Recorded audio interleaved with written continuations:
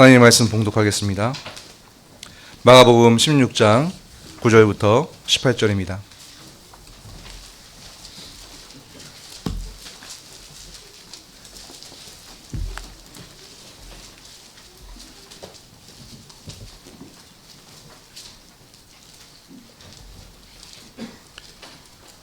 찾으신 줄 알고 제가 받들어 읽겠습니다.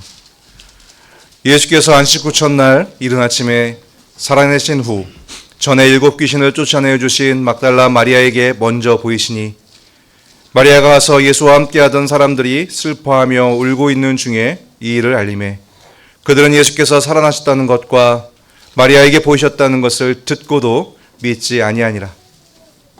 그 후에 그들 중 2 사람이 걸어서 시골로 갈 때 예수께서 다른 모양으로 그들에게 나타나시니 2 사람이 가서 남은 제자들에게 알리었으되 역시 믿지 아니하니라.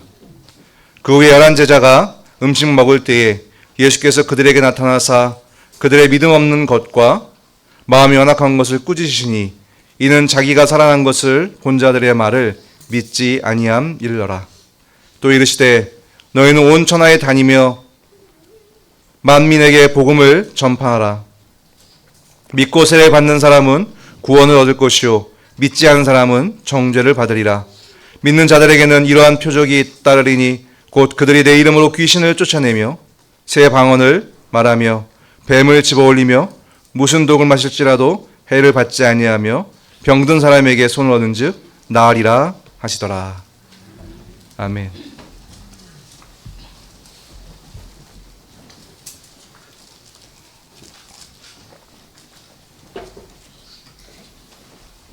본문 9절에 나타나듯이 예수님은 안식 후 첫날 이른 아침, 곧 주일 아침에 다시 살아나셨습니다.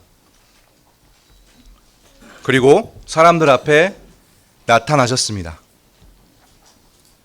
이어진 오늘 본문에는 부활하신 예수님을 만난 사람들의 이야기가 나타나고 있습니다. 9절부터 11절에 막달라 마리아가 먼저 부활하신 예수님을 만났고 12절부터 13절에는 제자들 중 시골로 가던 2 사람, 우리는 누가복음 24장 13절 이하의 이야기를 대부분 알고 있으니까 이 시골이 엠마오인 걸 알고 있죠. 엠마오로 가던 2 제자에게 또 예수님께서 이어서 나타나셨습니다. 그리고 14절에 보면 11 제자에게도 나타나셨습니다. 그리고 우리는 요한복음 20장 등을 통해서 여기에 없는 한 제자가 도마라는 사실도 알고 있습니다.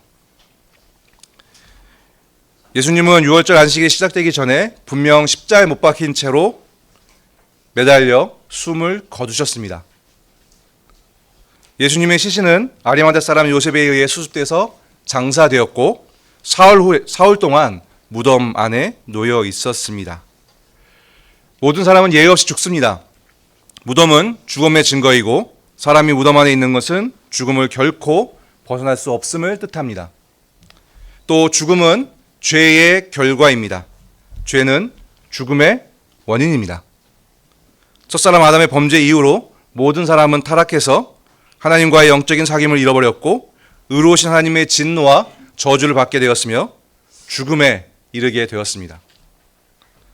창세기 3장에 우리가 익히 알고 있는 아담과 하와의 첫 범죄 사건, 또 이어지는 4장에 나오는 형 가인이 동생 아벨을 죽이는 살인사건, 이런 사실들은 인간이 죄로 인하여서 하나님께 저주를 받았다는 사실, 죄로 말미암아 죽음에 이르게 되었다는 사실을 잘 설명해 주는 대표적인 이야기들입니다. 죄로 인한 죽음의 끝은 단지 몸이 썩어 흙으로 돌아가는 정도가 아닙니다. 하나님께서 마지막 때에 모든 사람들을 심판하실 것인데 그때 영혼이 하나님과 완전히 분리되고 죄의 몸을 가진 채로 영원한 지옥불에서 끊임없이 고통을 받게 되는 상태로 이어집니다. 예수님도 죽으셨습니다. 죽음의 권세 아래에 계셨습니다. 그러나 우리가 오늘 본문에서 확인할 수 있는 것처럼 죽음의 힘을 물리치시고 부활하셨습니다. 예수님께서 죽으신 것도 틀림없는 사실이고 부활하신 것도 확실한 사실입니다. 그런데 예수님께서 죽으신 것은, 죽음을 딛고 부활하신 것은 모두 우리를 위한 일이었습니다. 죄와 죽음과 사탄의 권세는 우리의 문제이고 우리의 원수인데, 하나님의 아들이신 예수께서 우리의 중보자 그리스도가 되셔서 대신 이겨주셨습니다. 예수님께서 우리를 대신해 죽으심으로 죄를 반드시 벌하시는 하나님의 공의가 드러났고 우리를 향한 하나님의 진노가 풀리게 되었습니다. 예수님은 오직 우리를 위하여 그 어떤 흠과 허물도 없는 완전한 의로운 상태, 하나님과 온전한 사귐이 있는 참 생명을 지닌 상태를 잃어버리지 않으신 채로 죽으시고 부활하셔서 우리가 구원 가운데 누릴 의와 생명을 대신 얻어주셨습니다. 사도 바울은 제가 좀 길게 설명드린 이러한 사실을 아주 간략하게 로마서 4장 25절에서 밝히고 있습니다. 예수는 우리가 범죄한 것 때문에 내줌이 되고 또한 우리를 의롭다 하시기 위하여 살아나셨느니라. 아멘. 사랑하는 성도 여러분, 복음의 핵심은 예수 그리스도의 죽음과 부활입니다. 지금까지 인간 역사가 역사학자에 따라서 시간이 달라지긴 합니다만 굉장히 오랜 시간 동안 역사가 진행되어 왔는데요. 이 온 역사 가운데서 가장 중요한 한순간을 꼽으라 라고 한다면 단연코 예수께서 안식 후 첫날 이른 아침에 살아나신 일입니다. 이 사건만큼 사람에게 가치 있고 중요한 사건은 없습니다. 죄인을 위해 십자가 대속종을 감당하신 예수 그리스도께서 죽음의 권세를 이기고 부활하신 날입니다. 안식 후 첫날, 이 날이 예수 그리스도의 죽음과 부활이 자신을 죄로부터 구원할 능력이 있다고 믿는 이들에게 바로 교회에게 새로운 안식일이 되었습니다. 본래 하나님은 첫 창조 후에 일곱째 날에 안식하게 하셨지만 아담의 범죄 이후에 모든 사람들이 이 창조의 안식을 잃어버렸거든요. 이스라엘에게 안식일 규례를 가르치셨잖아요. 근데 희생자살 드리게 했거든요. 그래서 이것은 장차 올 잃어버린 안식의 회복, 장차 있을 진정한 안식, 그것을 예표하고 그것을 기다리게 하는 그런 하나님의 은혜의 방편인데요. 예수님의 부활은 바로 그 구약의 안식일의 표상이 이루어진 실체라 할 수 있겠습니다. 그래서 예수님의 부활 이후로 교회는 안식 후 첫날, 이 날을 주의 날, 주일이라고 부르고 이 주일에 예배와 그리고 성례, 성찬과 세례, 그리고 성도의 교제를 통해 부활 후에 천국에서 누릴 영원한 구원의 안식을 미리 맛보는 복을 누립니다. 그런데 예수님의 부활 사건을 진정으로 믿는 일은 쉬운 일은 아닙니다. 오늘 본문에서 부활하신 예수님께서 처음으로 자신을 보인 사람은 막달라 마리아였죠. 부활하신 예수님을 만난 마리아가 예수님과 함께 지내던 사람들이 슬퍼하고 울고 있는 곳으로 가서 그들에게 예수님의 부활 소식을 전했습니다. 그런데 결과가 어땠습니까? 그러나 그들은 마리아가 전한 사실, 예수께서 다시 살아나셨고 부활하셨다, 마리아가 목격한 거거든요. 그것을 전했음에도 불구하고 그들은 믿지 않았습니다.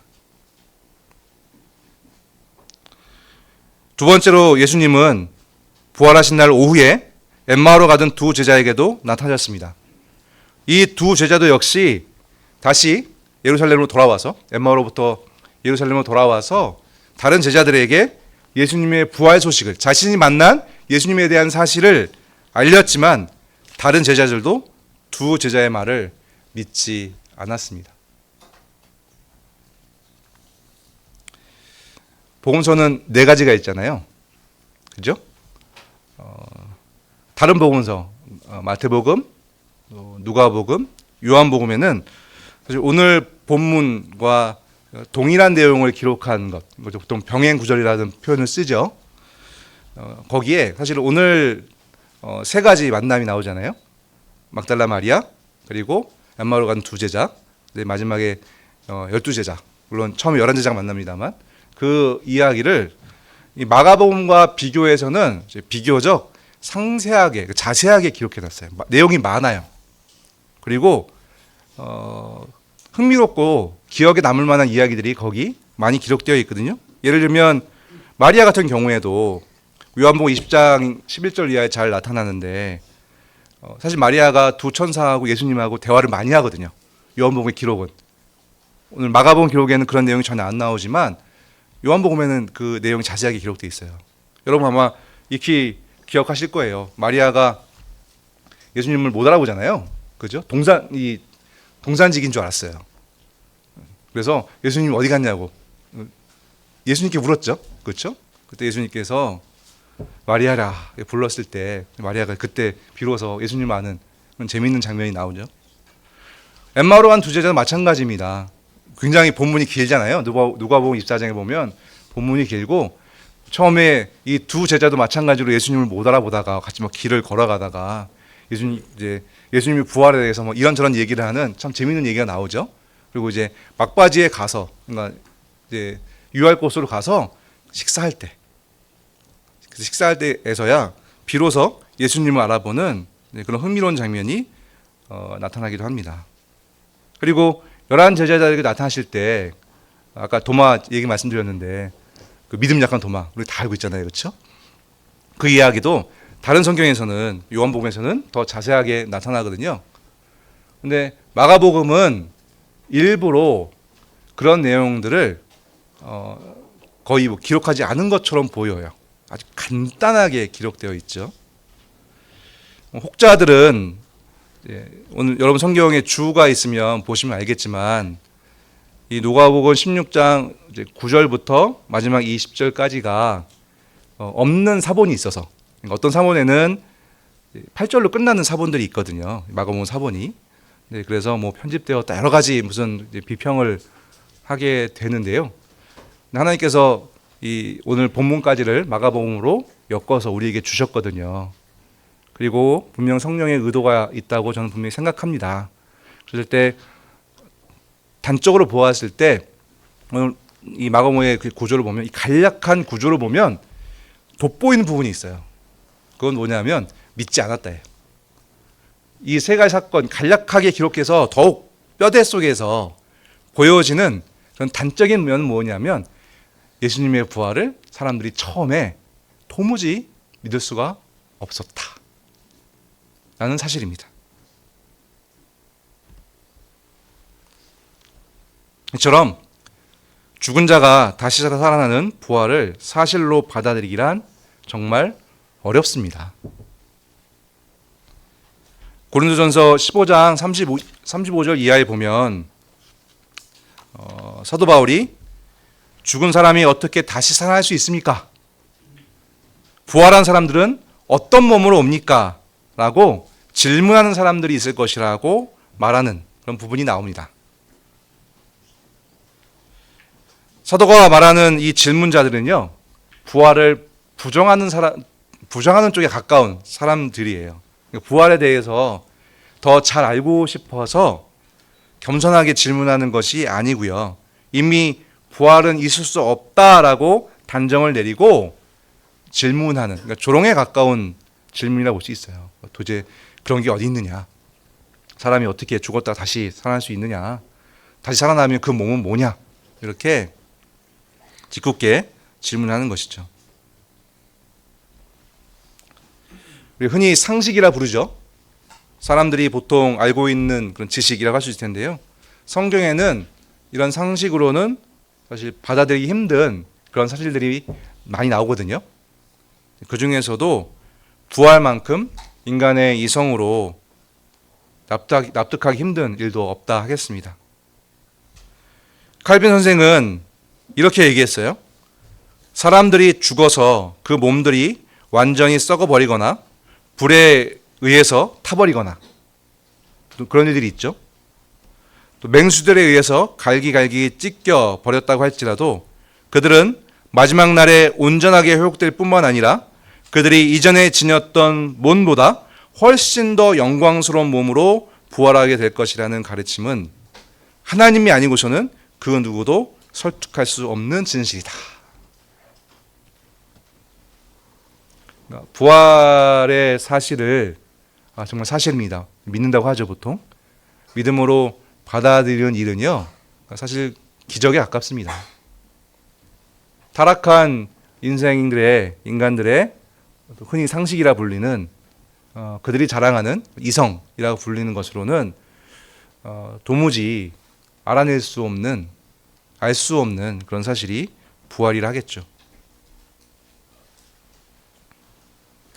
그래서 사도 바울은 그 고린도 전서 15장 35절 이하에서 부활을 이제 비유로 씨로 비유하거든요. 제가 농촌에서 산 지 꽤 됐는데 그 비유가 정말 저에게 잘 와 닿아요. 제 아버지가 텃밭이 꽤 넓은 텃밭이 있거든요. 제가 사는 집에 제 아버지가 소일거리로 농사를 쫙 지으세요. 그러니까 뭐 팔거나 그런 게 아니고요. 그냥 정말 이제 순수하게 이제 시간 보내고 거기서 수확되는 것을 이제 가족끼리 먹기도 하고 하는 그런 목적으로 몇 해 동안 하시거든요. 근데 저는 게을러서 안 도와드리고 집에 가서 이제 구경만 하거든요. 정말로 구경만 해요. 옆에서 보면 너무 신기해요. 가끔 이제 장날이 되면 아버지랑 같이 그 씨를 사러 가거든요. 씨를 사러 가서 씨를 사와다가 그 밭에 심어요. 사온 씨는 생긴 게 다 비슷해요. 크게 다르지 않아요. 물론 색깔도 좀 다르기도 하고 크기도 좀 뭐 차이가 있긴 하지만 그냥 대동소이 비슷해요. 너무나 신기하게도 다 그냥 작은 알갱이잖아요. 그죠? 그것을 이제 땅에 심었는데 시간이 지나면 어떤 거는 막 배추가 되고 어떤 거는 참외가 돼요. 얼마나 신기한지 몰라요. 참외가 되고 어떤 거는 딸기가 되고 어떤 거는 파가 되고 그렇습니다.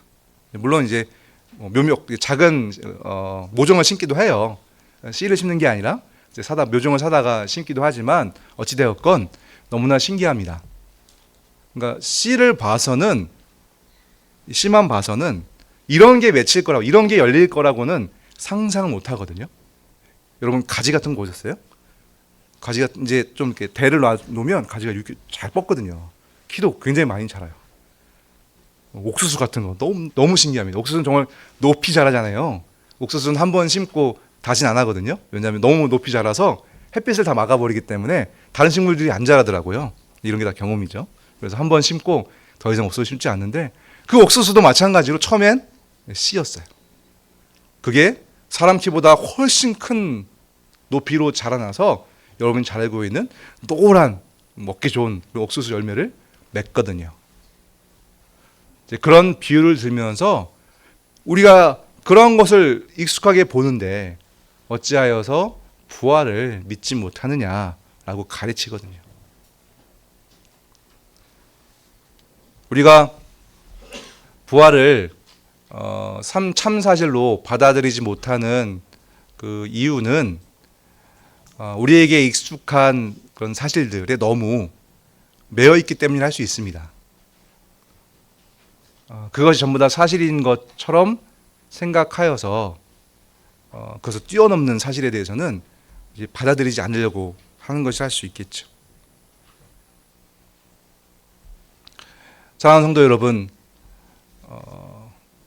복음의 핵심은 예수 그리스도의 십자가 죽음과 대속 죽음과 부활이라고 말씀을 드렸습니다. 특히 오늘 본문은 그 부활 사건을 분명하게 증언하고 있습니다.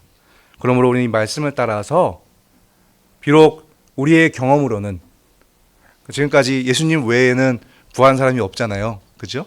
그래서 우리의 익숙한 그런 경험으로는 과연 그런 일이 있을까 싶지만 하나님의 말씀을 전제로 하여서 하나님에 대한 신뢰를 가지고 이 부활 사건이 참 사실임을 예수 그리스도께서 과연 부활하셨음을 부끄러워하지 아니하고 담대하게 그것을 우리 또한 증언해야 할 것입니다.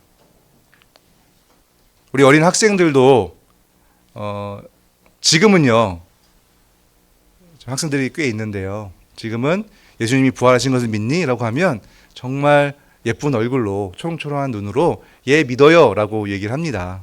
아마 아직은 어리고 또 부모의 권위를 그냥 잘 따르는 그 정도의 수준이기 때문에 아직 그런 상황이기 때문에 그렇게 될 수 있지만 이제 시간이 지나고 자기 판단을 하게 되는 그런 때가 오잖아요. 그때도 지금 아이들이 귀엽게 대답하는 것처럼 정말이 있습니다. 부활이 있습니다. 라고 말하리란 그렇게 고백하리란 그런 장담을 우리가 쉽게 해서는 안 될 것입니다. 물론 하나님의 은혜로 우리가 다 언약의 자녀들이 그렇게 고백하리라 믿습니다만 그게 그냥 된다라고 생각해서는 안 된다는 뜻이죠.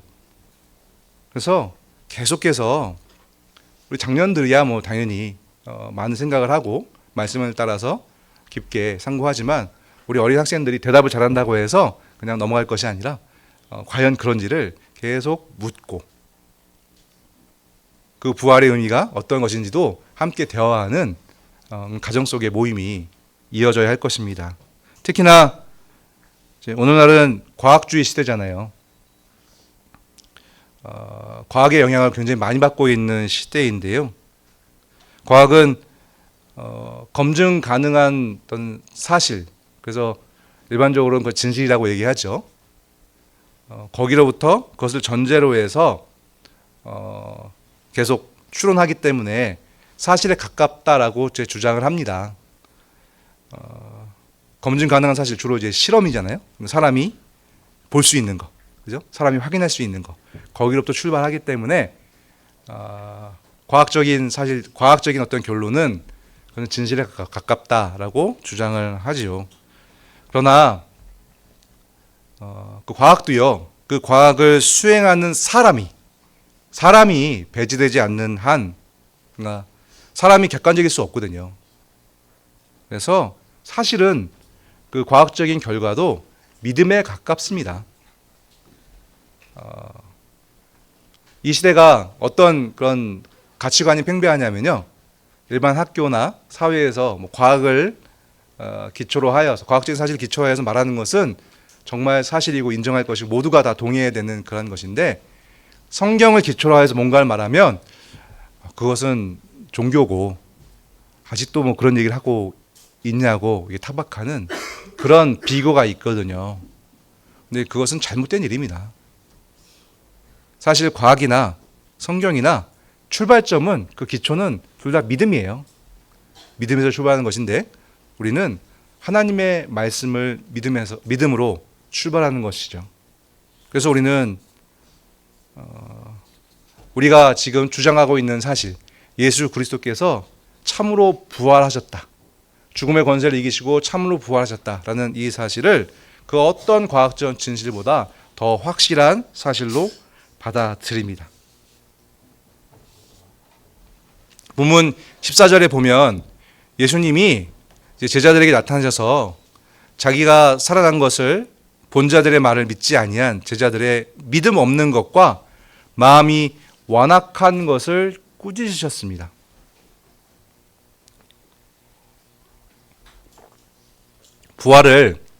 예수 그리스도의 부활을 믿지 않는 것은 책망받을 만한 일이라는 것이죠. 이 마음이 완악하다라고 하는 이제 표현이 나오는데요. 예전 개역 성경에는 강팍하다, 여러분 기억나세요? 강팍하다라는 번역으로 되어 있었거든요. 이 말이 제일 이제 적절한 인물이, 성경의 인물이 바로죠. 하나님께서 이스라엘을 자유롭게 하라라는 그 말씀을 고집스럽게 안 받아들이잖아요. 그죠? 그 바로의 완악함, 강팍함, 우리가 그것을 좋은 예로 알고 있는데요. 그렇게 이 예수 그리스도께서 부활하신 그 일에 대해서 이토록 믿지 않으려고 하는 것, 사실로 여기지 않으려고 하는 것, 이것이 하나님 보시기에 얼마나 나쁜 것인지, 죄에 가까운 것인지를 우리가 결코 잊지 말아야 할 것입니다. 심지어는 그 누가의 기록이 하면 누가복음 24장 37절에 보면 이 부활하신 예수님을 제자들이 보면서도 잘 믿지 못했거든요. 처음에 환영이라고 했어요. 환영. 그 정도거든요. 이것은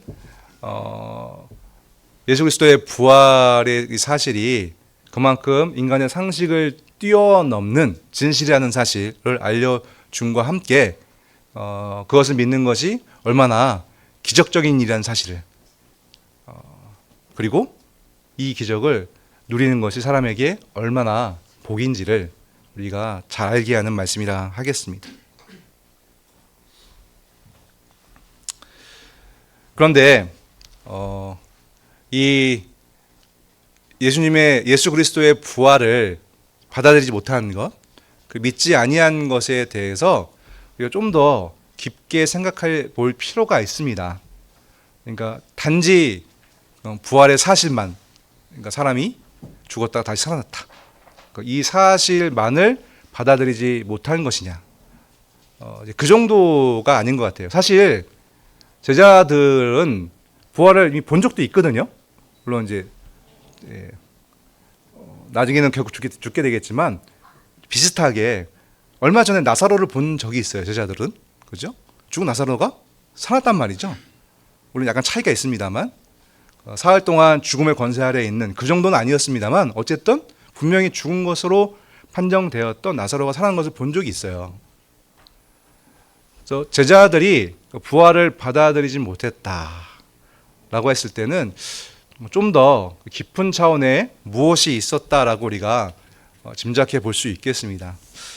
이 마가복음의 마지막 이 구조가 그런 점들을 우리가 좀 깨닫도록 하는 그런 방식으로 되어 있다고 저는 생각을 하는데요.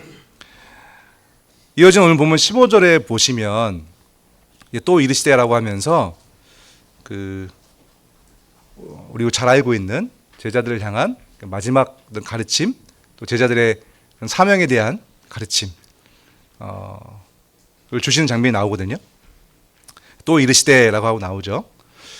이 장면은 분명 시간적으로 보면 그 예수님께서 제자들에게 나타나셨던 그 바로 앞 장면에서 바로 이어지는 것이 아니라 한동안의 시간이 지난, 뭐 적어도 수삼일이 지난 이후의 말씀일 것입니다. 다른 복음서와 비교해 보면. 그런데 이제 마가는 이 모든 내용들을 이렇게 압축적으로 기록하여서 지금 부활을 믿지 못한, 받아들이지 못하는 그런 인생들의 모습의 깊이가 어떠한 것인지를 우리로 깨닫도록 하는 그런 말씀을 주고 있어요. 그것을 어떻게 할 수 있냐면 예수님의 그 제자들을 향한 가르침 15절에 나오는 것처럼 너희는 온 천하에 다니며 만민에게 복음을 전파하라. 믿고 세례를 받는 사람은 구원을 얻을 것이요 믿지 아니하는 사람은 정죄를 받으리라.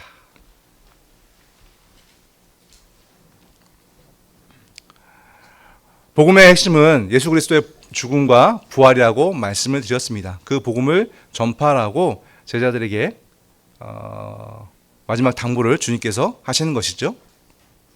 그런데 그것을 좀 더 구체적으로 설명하시면서 믿고 세례를 받는 그런 일에 대해서 예수님께서 말씀하고 계십니다. 구원에 이르는 믿음, 또 그것과 밀접하게 연관되어 있는 세례에 대해서 말씀하시죠. 여러분, 세례에 대해서 우리가 잘 알 수 있는 그런 말씀이 있어서 잠시 함께 살펴보려고 합니다. 로마서 6장을 보시죠.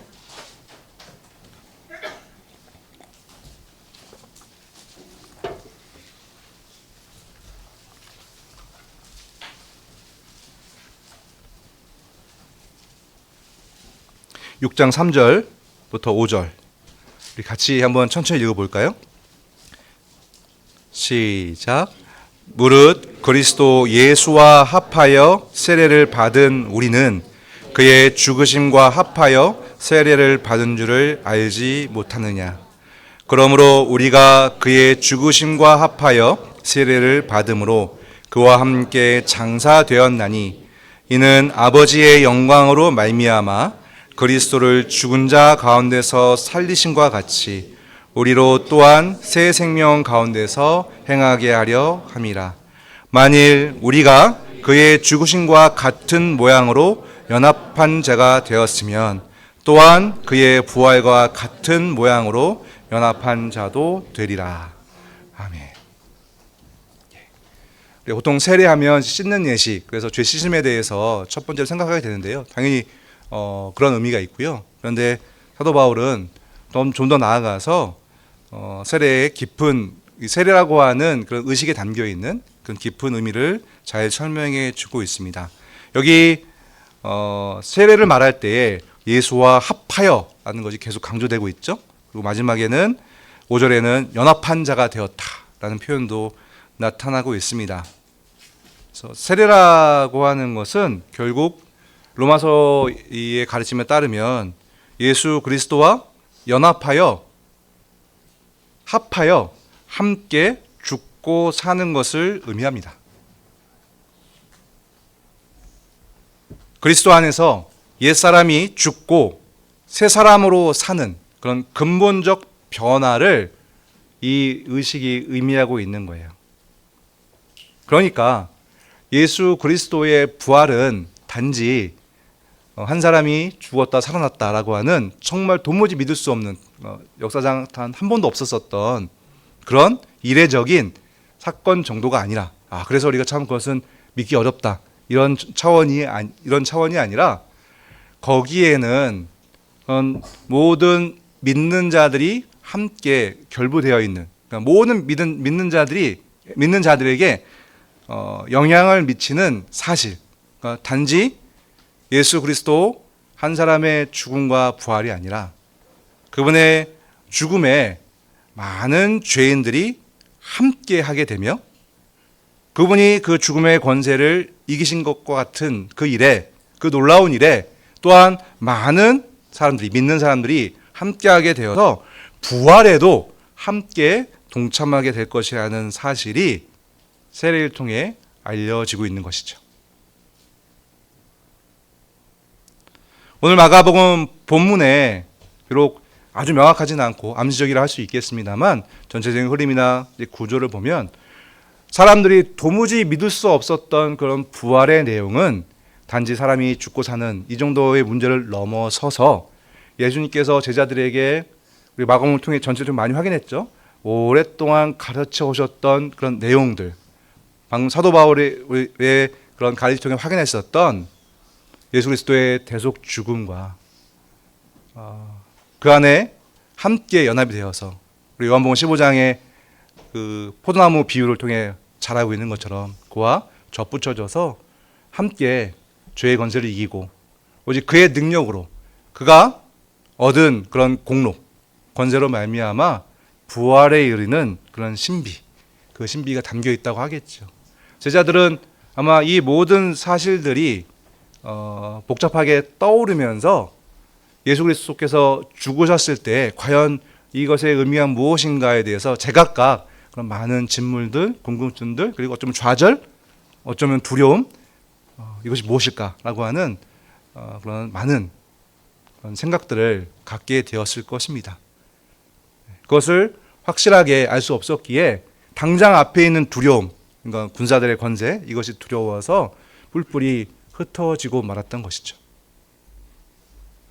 예수님께서 부활하셨을 때 같은 그런 원리로 단지 예수님께서 하신 것, 그 사실뿐만이 아니라 그분이 그토록 가르쳐 오셨던 이 구원의 방식, 구원의 그런 은혜의 내용에 대해서 제자들은 처음엔 갈피를 잡지 못하다가 예수님께서 나타나셔서 그들에게 부활의 증거를 보이심으로 말미암아 점차 부활의 사실을 받아들이게 되는 그런 길로 나아가게 되었다 볼 수 있겠죠. 마가복음은 그런 부분들이 다른 복음서처럼 아주 자세하게 부드럽게 설명이 되고 있지는 않습니다. 아주 급격하게 설명이 돼요. 처음에 모두 부인하다가 예수님께서 갑자기 15절 이하부터 또 이르시되 하고 이 제자들에게 딱 사명을 주시거든요. 이걸 보면요, 오히려 이렇게 딱 뼈대만 있기 때문에 이 부활을 받아들이는 것이 어떤 그 상황 때문이 아니라, 자세한 이야기를 들으면 우리가 그렇게 착각할 수 있거든요. 오해할 수 있거든요. 아, 이 사람은 이런 상황 때문에, 아, 이 사람은 이런 지식이 있어서, 아, 이 사람은 이런 경험이 있어서 예수 그리스도의 부활을 잘 받아들였구나, 이렇게 생각할 수 있는데, 마가는 이런 모든 것을 다 걷어내니까 이것이 오직 은혜구나. 사람이 제각각 가지고 있는 그런 여러 가지 이유들, 물론 그런 이유들이 하나님이 쓰시는 그런 가까운 원인들이 되긴 하겠습니다만, 근본적으로는 어떤 사람도 받아들일 수 없는 그런 구원의 진실을 하나님께서 은혜로 주시는 것이구나 라는 점을 더 명확하게 본문이 보여주고 있다 할 것입니다. 그래서 제자들에게 이 명령을 주시는 것도 힘이 있어요. 저 사람은 믿을 것 같으니까, 저 사람은 뭐 성경을 많이 좀 비교적 알고 있으니까, 저 사람은 뭐 공부를 많이 했으니까, 저 사람은 평소에 뭐 성격이 좋으니까, 저 사람은 평소에 내 말을 부드럽게 들어줬으니까, 이런 이유가 아니라 그 어떤 이유를 다 제거하더라도 반드시 전해야 되는 그런 복음에 대해서 명확하게 말씀해 주시는 것이요, 이 복음은 오직 하나님께서 주시는 것인지라 사람의 이유로 누가 받을 것인가 받지 않을 것인가 판단할 이유가 전혀 없다는 것을 잘 알려주고 있습니다. 우리 5월에 전도 초청주의 있잖아요. 사실은 저도 부끄럽습니다만 전도를 잘 못하는 축에 속해요. 제가 안 그래 보이지만 제가 낯도 많이 가리고요. 저 사람이 좀 이렇게 무서운 말을 하거나 아니면 아주 냉담한 말을 하거나 그러면 주눅 들고 위축되고, 안 그럴 것 같죠? 그래요. 혼자서 막 생각하고. 그래서 뭐 신학 시작할 때부터 제일 어려웠던 게 복음 전하는 거예요. 신학교 다니다 보면 이제 학교 생활 중에서도 이제 노방전도도 하고 막 하거든요. 그러면 그게 얼마나 많이 부담이 되는지, 창피함 당하는 것도 좀 부끄럽고 오래 기억에 남고 막 그러거든요. 그런데 그런 것을 따질 이유가 없습니다. 하나님께서 주고자 하신 자에게 주십니다. 오늘 본문이 그렇게 면박하게 보여주고 있는 바, 이제 5월 26일에 맞죠? 맞습니까? 날짜? 네, 그런 거 제가 잘 틀려서 맞죠? 네. 5월 20일 전도 초청주일 때 여러분 기도하면서 많은 사람들 이제 초대하실 텐데요. 그 준비하는 과정 가운데서 이 사람은 이래서 안 될 것 같아. 이 사람은 이런 게 좀 불편해. 이 사람은 데려오면 교회에서 이런 게 좀 안 좋을 것 같아. 이런 생각을 전혀 하실 필요가 없고, 그죠? 이 부활의 사실을, 예수 그리스도의 대속 죽음의 그 사실을 전하시고, 담대하게 전하시고, 하나님께 맡기고, 교회로 와서 더 기쁜 말씀을 듣도록 요청하는 것, 초청하는 것, 그것이 우리가 해야 할 바라는 것을 오늘 본문이 분명히 보여주고 있습니다. 결론적으로 부활을 받아들인다는 것은요, 단지 예수님께서 2000년 전에 십자가 못 박혀 죽어졌다가 살아나셨다, 이런 사실을 믿는 것이 아니라, 그 정도가 아니라 그분이 아담과 하와의 범죄로 말미암아 완전히 이제 죽음으로 뒤바뀌어 버린 이 세계. 사람들은 너무나 익숙하게 이게 현실이다, 이게 뭐 상식이다, 이게 살아가는 것이다 라고 말을 하면서 살아가고 있고, 우리가 그게 굉장히 영향을 많이 받잖아요. 그죠? 근데 그것은 다 아담과 하와의 범죄 이후에 그것의 영향 가운데 있는 그런 인간의 비참함 상황일 뿐, 거기에는 아무 소망이 없다는 사실을 받아들이는 것이고요. 예수 그리스도께서 나를 위하여 죽으시는 말미암아 그런 비참한 인생 가운데서 나는 구원을 받아서, 예수 그리스도의 죽음을 말미암아 그 죄의 영향력으로부터 말미암아 벗어나게 되어서 이제는 하나님이라고 하는 참 생명의 영향 가운데 살아가게 되었다라는 사실을 받아들이는 것입니다. 이 사실이 점점 우리가 살아가는 세상에서는 말하기 어색한 일이 되고 있거든요. 제가 아까 과학주의 말씀드렸습니다만 부활, 죄로부터의 구원, 인간의 죄성 이런 걸 말하는 것이 너무나 어색하고 불편한 시대가 점점 더 되어가고 있어요. 그거는 종교고 그거는 마음이 약한 사람들이나 받아들이는 미혹되고 있는, 홀리고 있는 사실이 아닌 그런 종교 생활일 뿐이고 그것은 아무런 의미가 없다라고 여겨지는 세상 속에서 우리가 살아가고 있거든요. 그런데 그런 세상 속에서 우리 하나님의 말씀을 붙들고 부활을 전폭적으로 받아들이는 것, 그것을 오늘 본문이 우리에게도 요청하고 있습니다. 그것이 얼마나 어려운 일인지, 그것이 얼마나 기적적인 일인지, 그리고 그것이 진정 하나님의 은혜라는 사실을 오늘 본문이 우리에게 분명히 보여주고 있습니다. 그래서 저는 그 각성이라는 단어를 쓰는 것을 좋아합니다. 각성. 그러니까 깨어서 정신 차리는 거죠. 자다가 좀 깨면 꿈인지 아니면 꿈을 깬 건지 좀 애매한 그런 상태에 있는 경우가 있잖아요. 그렇죠? 그래서 점점 시간이 지나면 인상적인 꿈 같은 경우에는 계속 여운이 남으면서 이제 깨었을 때에도 영향을 이제 미치죠. 그렇죠? 하지만 시간이 지나면 완전히 그것이 꿈인 줄 알고 이제 그것은 꿈이었지 하고 완전히 이제 벗어버리게 되잖아요. 각성이죠. 요즘은 거의 안 꾸는 것 같은데 군대 꿈 네. 우리 남성분들은 꾸실 텐데 군대 꿈 꾸면 밤새 괴롭다가 깨면 힘들어요. 다시 군대 가는 꿈을 꾸거든요. 네.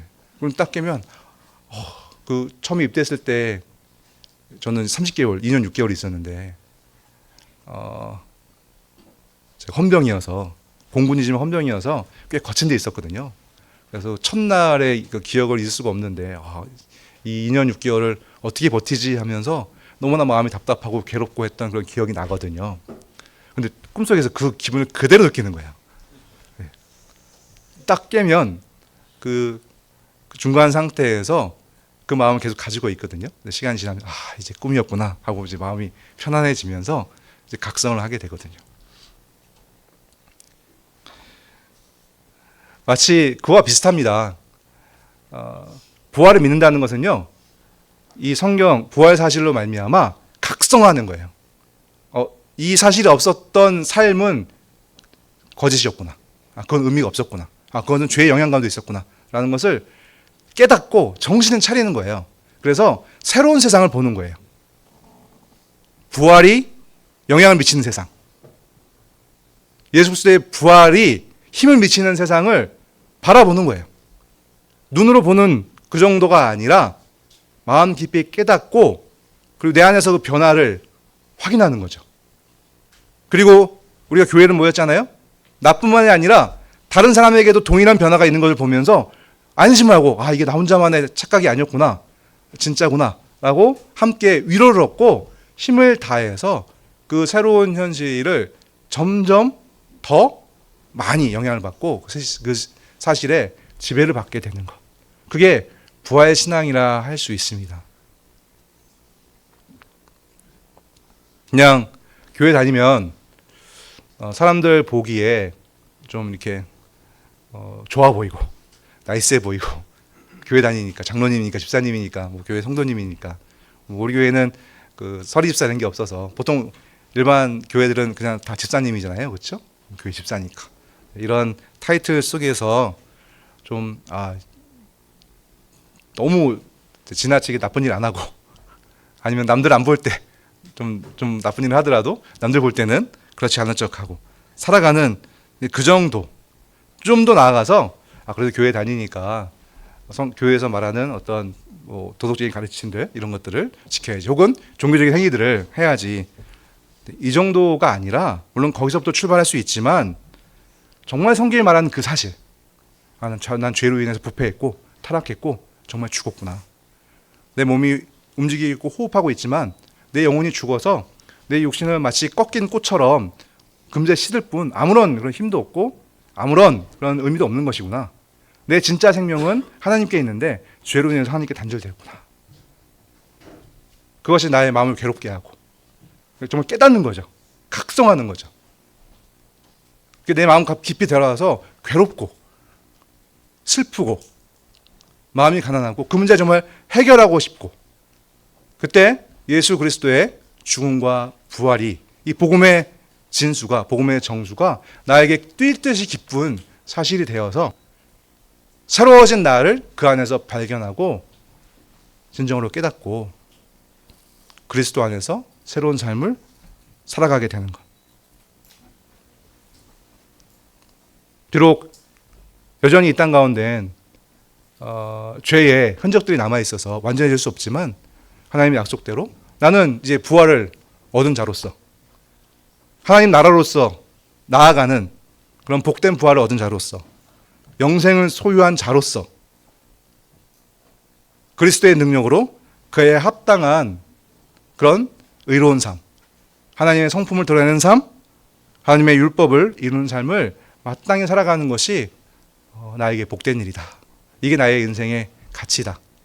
예전에는 그냥 다른 사람들처럼 큰 생각 없이 좋은 직장, 내가 하고 싶은 일, 그래서 뭐 자본주의 시대니까요, 돈도 많이 벌고, 그래서 그걸 하고 싶은 거 많이 하고, 사람들한테 인기도 얻고, 아니면 힘도 얻어서 이런 사람들만 부리기도 하고, 사람들한테 이렇게 부림을 당하기보다는 부리는 위치, 이런 거에 있는 것, 거기에 골몰해서 살아갔다고 한다면, 성경적인 표현을 한다면 먹고 사는 일, 무엇을 먹을까, 무엇을 입을까, 무엇을 마실까, 거기에 골몰해서 살아갔다고 한다면 그거는 잠시 잠깐 있을 뿐,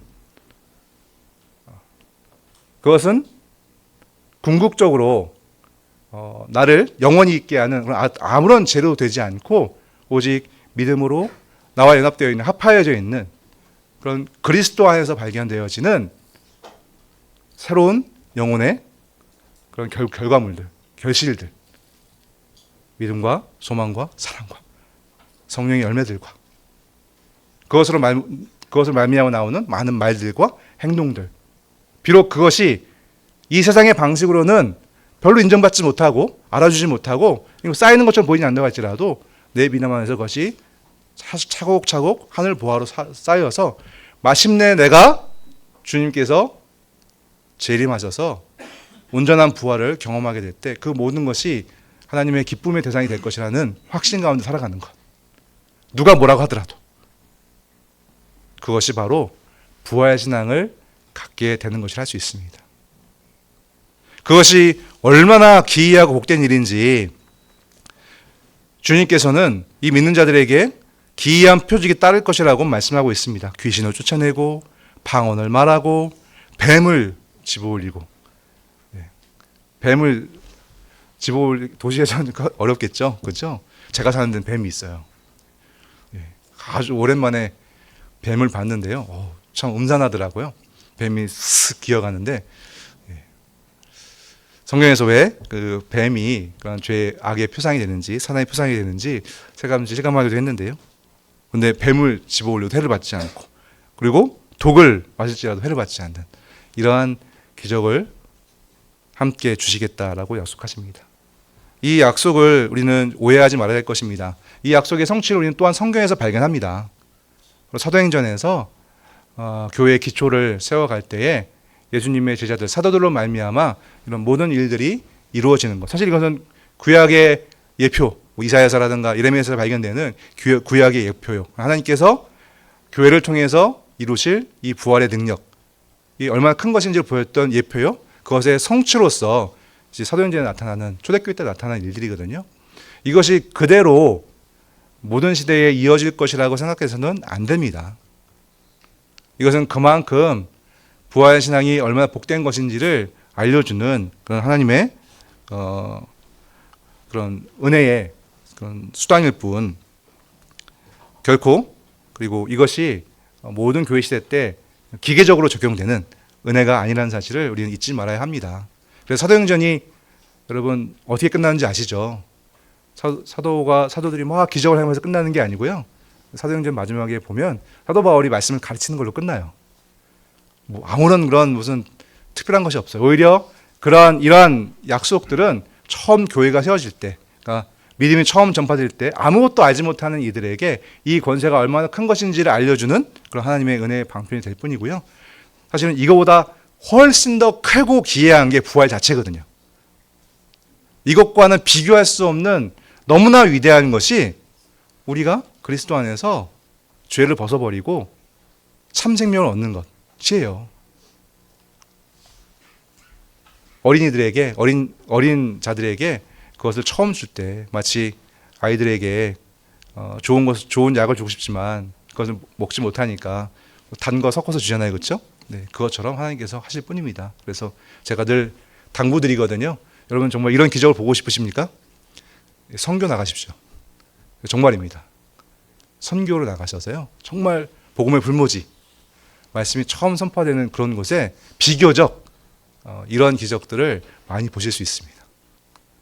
선교사를 도우시던가 선교지에게 나가시면 이런 은혜들을 경험하실 수 있습니다. 이거는 제가 농담처럼 말씀드리긴 했습니다만 그만큼 그 부활 신앙으로 살아가는 것이 너무나 복되다. 진정 하나님의 능력 가운데 붙들려 있다라는 것을 우리에게 확신시켜주는 약속들입니다. 그러니 사랑하는 성도 여러분, 여러분께 무엇이 중요하십니까?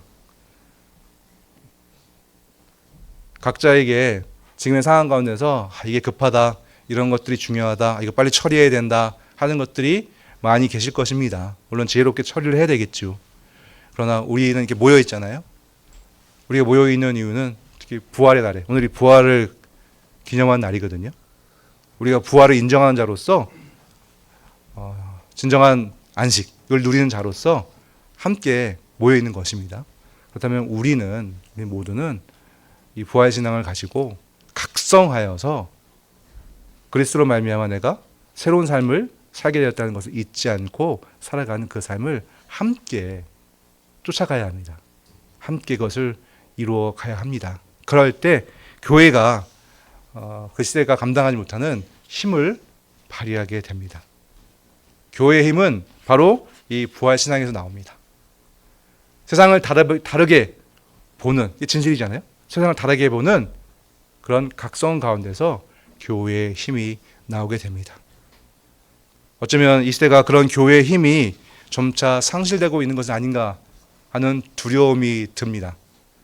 이 세대의 그런 유혹에 빠져서 부활을 증언하는 것, 그것을 자랑스럽게 나의 것으로 인정하는 것, 그것이 점차 드물어지고 있고 부끄러워하게 되고 점점 낯선 것으로 전락하고 있는 그런 시대를 살아가고 있을지 모르겠습니다. 이러한 엄혹한 시대에 더더욱 현상교회는 하나님의 은혜를 받아서 비교적 여러 가지 모양으로 규모를 이루고 있는 그런 현상교회는 더욱더 이 부활신앙에 대한 확고한 믿음과 각성을 가지고 각자의 삶의 영역 가운데서 분투하는 삶을 살아가야 할 것입니다. 기도하겠습니다.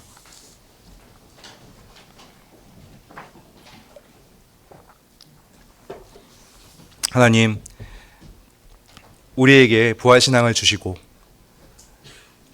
그리스도 합하여 우리가 죄에 대하여 죽고 이제 영원한 생명으로 거듭나게 되었다는 사실을 확신하게 하여 주시니 감사함을 드립니다.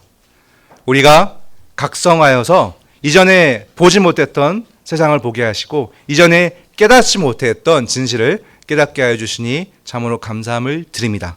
이 시대가 점차 이런 하나님의 은혜로부터 부활신앙으로부터 멀어지고 있는 것을 느끼게 됩니다.